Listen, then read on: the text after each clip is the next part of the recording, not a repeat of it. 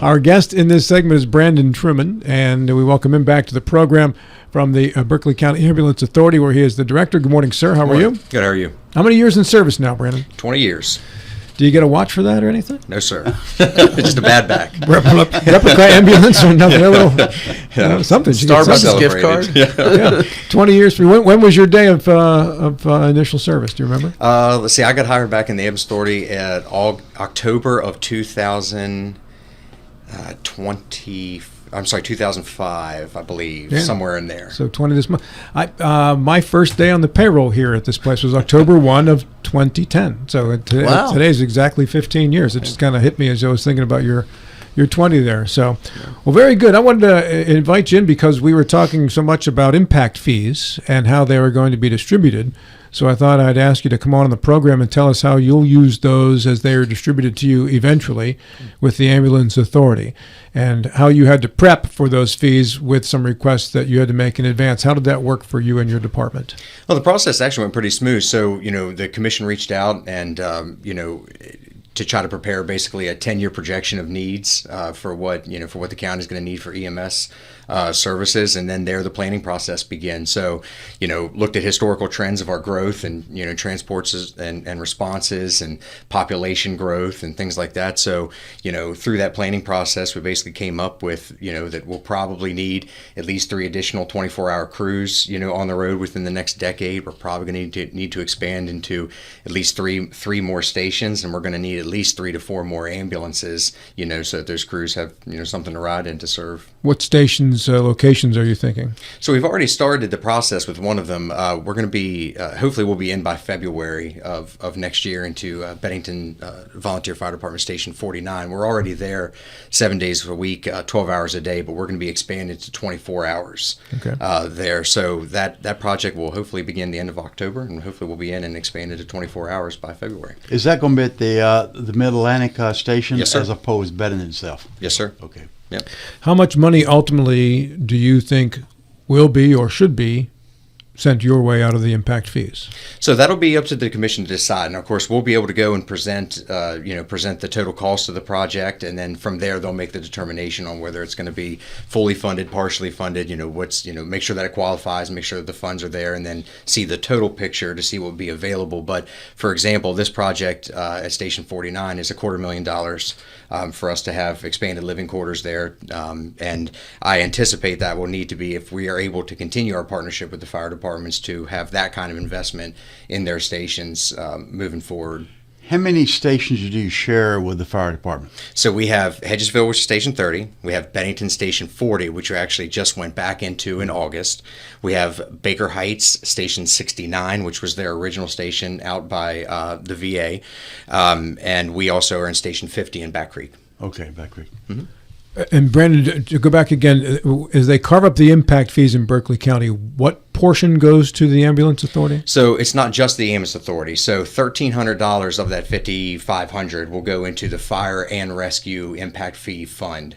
And then from there, the decisions are made on fire equipment, EMS equipment, fire stations, EMS stations. So you would not be the only one requesting That's those correct. funds, right? And that's why you have to prioritize. That's correct. And okay. That kind of leads. What's the price of an ambulance now, Brian? So a fully stocked ambulance is $400,000. $400,000. Yes, sir, and that's a modestly I priced guess, ambulance. Yeah, and the fire truck is how much? Do you have any idea? $1 million. $1 million. Okay, yeah. I think a fire engine is now up to almost $1 million. A ladder truck is more than that. Yeah. I was a firefighter for about 10 years, so my numbers might be a little fuzzy, but they're about $1 million now. So big ticket items. Big ticket items. Yeah. Wow.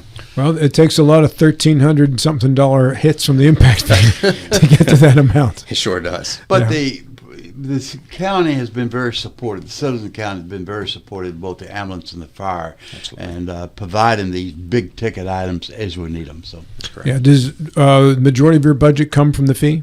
About 50% of our revenue comes from the fee. Then the other 50% comes from insurance billing and billing for our services. And about what percentage of that are you actually able to collect? Well, it kind of depends on the payer. So, for example, it costs us about $1,141 to transport a patient, and Medicare pays us about $500. So it kind of depends. Commercial payers may be a little bit more, and then of course if we have any balance billing opportunities or any other funds, that we can get, but that's about, we're underfunded. So it costs you $1,100 to transport. Yes, sir. So what can be done to boost that?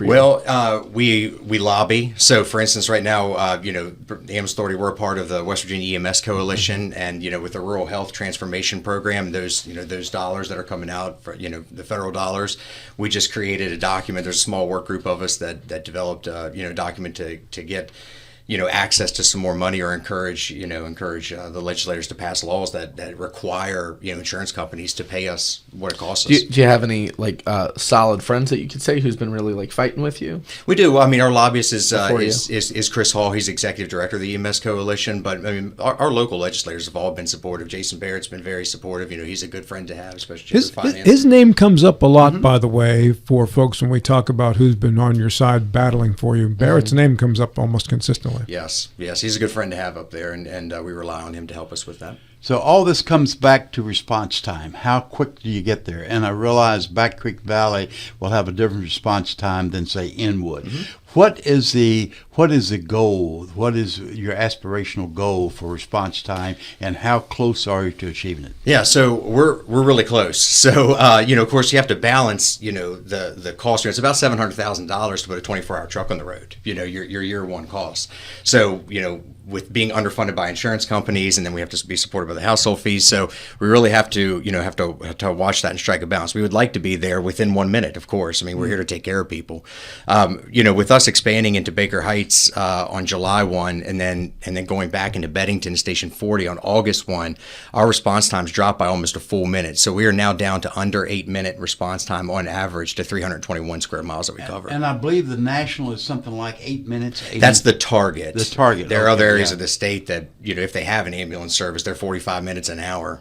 Yeah, a few years or so ago, there was a effort with with West Virginia Hospital in Berkeley County for someone with a heart problem to be remotely monitored and remotely tested. So by the time the ambulance arrives at the hospital, everybody's geared up for that particular patient. Is that still been done? That is the future. So for the example that I made earlier about the rural health transformation, that really is an attempt to transform the healthcare system. So our treat in place model, our alternative destination model. So we're not just taking patients to the emergency room, and then also doing things like mobile integrated healthcare, community paramedicine, where we can go out and see high-risk patients before the 911 call even happens. Wow. So that was a big part of our request, to have the dollars to be able to fund those types of programs, because at the moment, insurance companies don't pay for that type of service, but it's what's needed.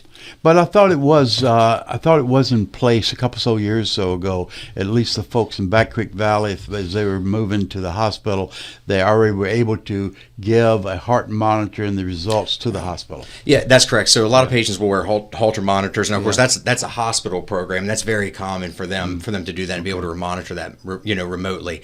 They have a little bit different reimbursement opportunities than we do on the EMS side. Yeah. Brandon Truman is our guest here, the director of the Berkeley County Ambulance Authority, the chief. So, Brandon, as the money comes in for these impact fees beginning November 1, how will it work for you in regards to when you can use those funds? So, based on my conversation on Monday, there's no real plans to distribute any funds before 2026. So, for example, those funds will cover debt service. So, for example, our project with Station 49, we'll be making payments on that.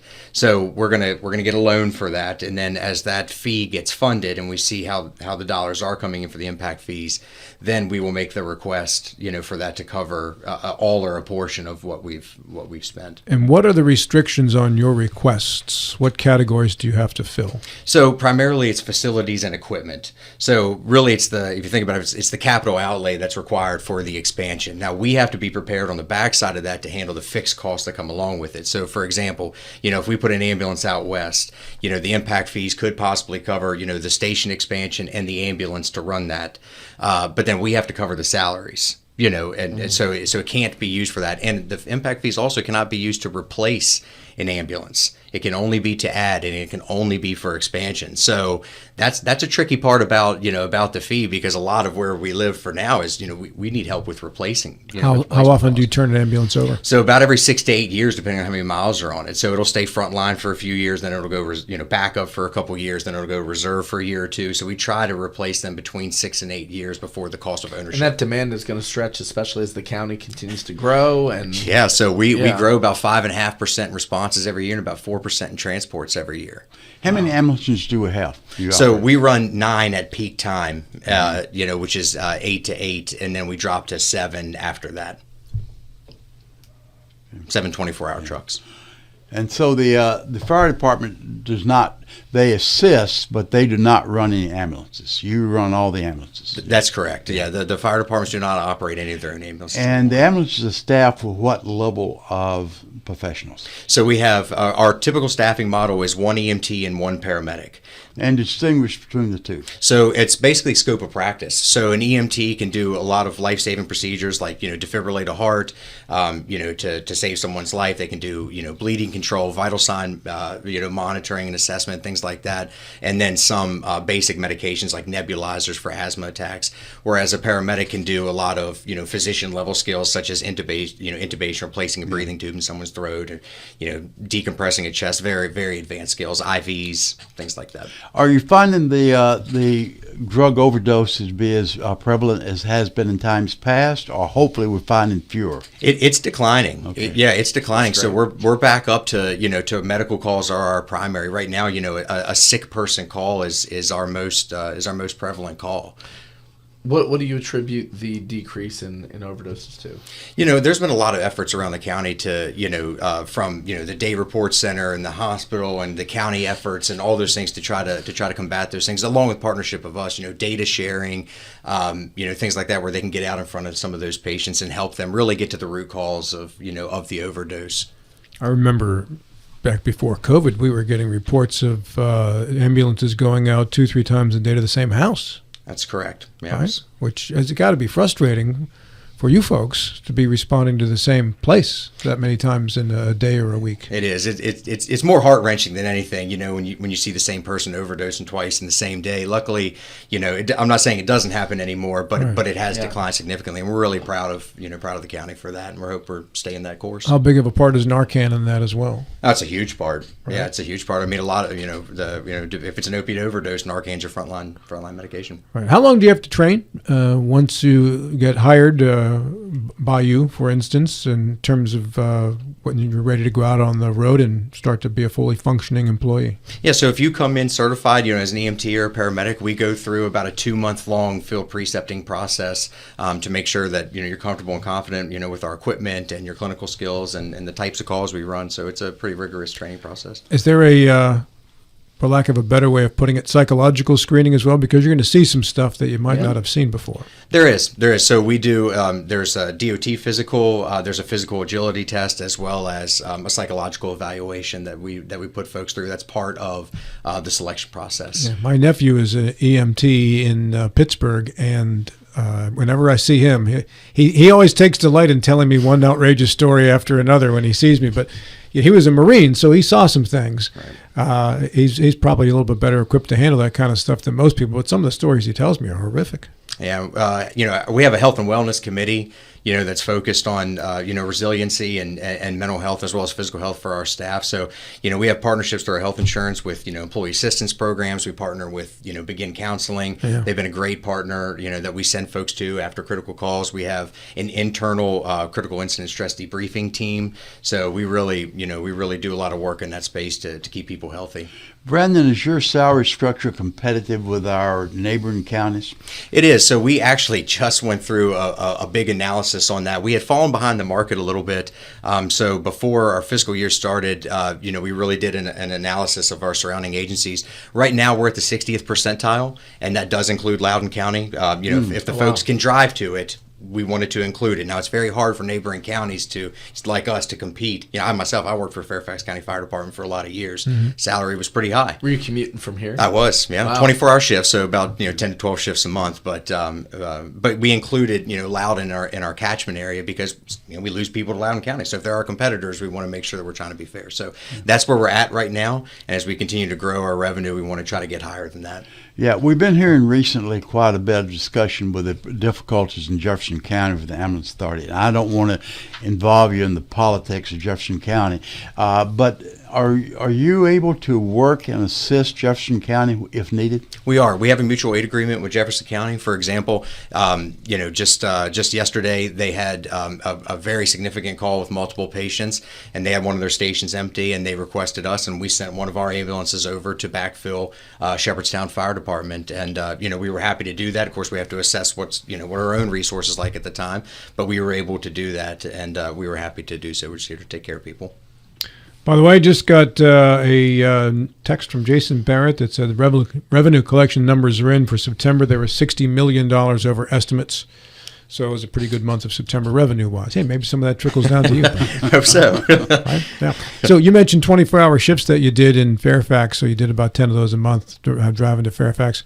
I used to live in Fairfax. That's not an easy place to drive to or around in, of course. What kind of shifts do you operate in Berkeley County for your guys? We have we have 7 24-hour shifts that they work, and then the other 2 are 12 hours. Soon to be, just one is 12 hours out of Back Creek, but they work 24 48s, and then every 5th shift they get a Kelly day, so they get 5 days off. Started what their 5th rotation would be. So they work 24 hours and then get 2 days off. Is that pretty standard? If they were to go someplace else, it would be a fairly similar model? Yeah, there's about 3 to 4 different variations. There's 24 48s, there's 24 72s, and now some of the 48 96, so 2 days on, 4 days off is starting to get popular. That's more prevalent out on the West Coast, but it's something to consider. We probably would not consider that here due to our high call volume, about 16,000 calls a year. So we have to manage fatigue very, very carefully. And what is the most common call that you get? So right now, our highest call is sick person. So that could be it's somewhat vague. It could be nausea, vomiting. But we've seen a little bit of an uptick in COVID.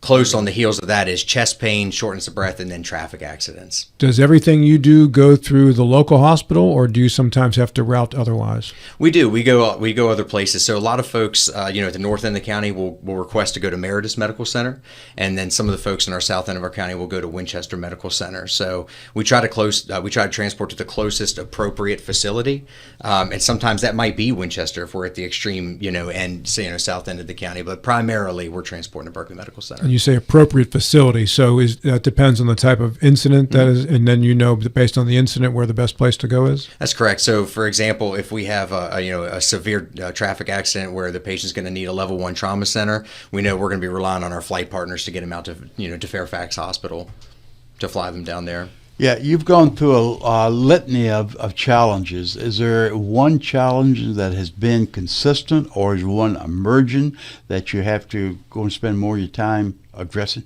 Yeah, thanks for that question. So I really think it's trying to match our resources and our services with what the needs of the county are. So and this trend here in Berkeley County is not unique to us, but we're performing about 2 to 3% of our calls we perform a potentially life-saving intervention. Mm-hmm. So I'm sorry, what percent? 2 to 3% where we're perforing a potentially life-saving intervention, where we're going to defibrillate someone's heart or something where it's actionable, where they could we're going to save their life. So right now the need is saying that we need to get on the non-acute side, or maybe even on the preventative side. There's going to come a time where there's going to be too many ambulances to buy and too many ambulances to staff, and so we're going to need to really aggressively pursue how to get around that and get on what I say is the preventative side of the 911 call. Yeah, I'm surprised that the life-threatening is as low as 2 or 3%. I would have thought it'd been much higher. Yeah, and that's common. Yeah, you would think with an ambulance that's like usually the last resort you call when you really need. But only 2. Well, it's kind of good, I guess. It's not higher. We don't want more death. That's right. Right. Have ambulances changed in the 20 years that you've been riding those in terms of the technology inside and what they are designed to do? Yes, sir. So one of the biggest things I would say is the lifting equipment. So historically, where we a couple of us would just pick a whole stretcher up and put with the patient on it and put it in the ambulance. Now we have stretchers that cost $30,000 that once you get the patient on the stretcher, they'll lift. There's an electric motor. It's a hydraulic driven. It lifts the patient. There's a sled that comes out of the back of the ambulance that once you hook the stretcher in, it'll actually lift that stretcher for you and you just push it in. So injuries have gone down significantly, and we have to make those kinds of investments so that our people stay healthy. But that's also change your staffing for an ambulance, would it not? In the old days, you had to have someone large enough that would handle a heavy patient. Now you can have smaller frame staff. It does open the door a little bit. Now, of course, we still do the physical agility test to make sure that folks are able and safe to do the job, for them and us and the patient. But you're right, it did kind of open the doors for some of that. Yeah. We had a kid at football practice back in August who had heat exhaustion, and we had to call an ambulance for the kid, put him in the ice bath and all that. And I did notice that when the ambulance came, when they went to load the kid, it was all done with the motors that you talked about, and the stretcher lifted up and slid in. I thought, well, that's different. I hadn't seen that before. And it's safer for the patient, too, because they're not suspended in the air waiting for wheels to drop. So we like to try to stay on the ground as much as One of those comedy movies where the patient gets dumped over on the side, right? We don't want that. Just kind of adds to the whole problem that you got there, too. That's so, right. Do you have any additional new news for us, Brandon? Anything that you want to make sure that people know about the ambulance authority? No, just that we're continuing to keep our partnership strong with the volunteer fire departments, and we're really grateful for those relationships as we expand out in the community. We're always focusing on reducing response times and providing solid clinical care. I will say this, and as folks are in the first paying their ambulance fees, right now there's a lot of folks doing that our cost per transport is $1,141 and the national average is $2,463. Wow. How do you keep your costs low? Well, it's just tight management. So we have lower than average or lower than target response times with very low costs, and our clinical quality is far above average. So we're really proud of our staff and the team that we have here, and hope that the county sees that and experiences that, should they ever need our services. The critical part of all this, though, is response time, getting the right people in the right spot. And you mentioned around 9 minutes. A few years or so ago, this was on the far side in Inwood, one of our more congested areas at the time. The response time was over 20 minutes. So has made a marked reducing that response time, and I assume the fire side has reduced their response time as well. So, yeah. And what is a person supposed to do when they see an ambulance on the road that's got the sirens on and is moving quick? Don't panic. Don't slam on your brakes. Slow down. Move to the right, and let us go by if it's safe. I had some people the other day I saw, there was an ambulance coming through, and they actually decided they would come through the intersection to beat the light ahead of the ambulance. And I thought, seriously? If that was someone you cared about, right? Our drivers are trained to expect the worst, and we prepare for that. And people never disappoint, do they? Right? They never disappoint. Right. And in regards to the fee and how that's set, Brandon, any changes coming up in the near future to the fee? As far as the impact fees or the ambulance fees? Ambulance fees. Ambulance fees. So no. So we're holding strong at at that 110. So we're trying to optimize our revenue in all other areas before we would go back and touch that fee. I mean, our goal always is to try to get the insurance companies to pay us a fair rate. So the way we manage this is that we're not going to ask the citizens for more until we know that our expenses are controlled and our revenue is optimized, and then we may lean on them once we know that for sure. And you have both a residential level and a commercial level, correct? That's correct. Yes, sir. Brandon, thank you so much for coming in. Appreciate it. We appreciate it. That's Brandon Truman, and always good information from him.